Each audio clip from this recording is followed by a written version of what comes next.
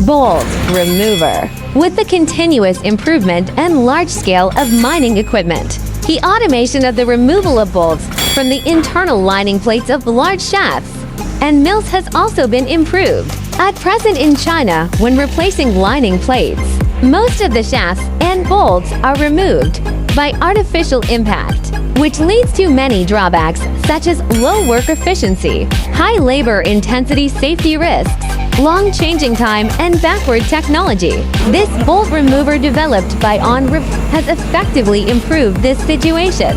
High efficient strike driven by hydraulic. The power is stronger than 10 times the swinging of the hitting force of the person. Sledgehammer. It can hit 1 to 500 times per minute without stopping, greatly improving work efficiency, shortening maintenance time than improving the utilization rate of equipment, bringing higher benefits to users. Stepless frequency modulation. It can adjust the impact of frequency as per different working needs to adapt to various complex demolition scenarios. Lightweight, low failure. The hammer is easy to handle and operate and has fewer failures, reducing maintenance costs and downtime.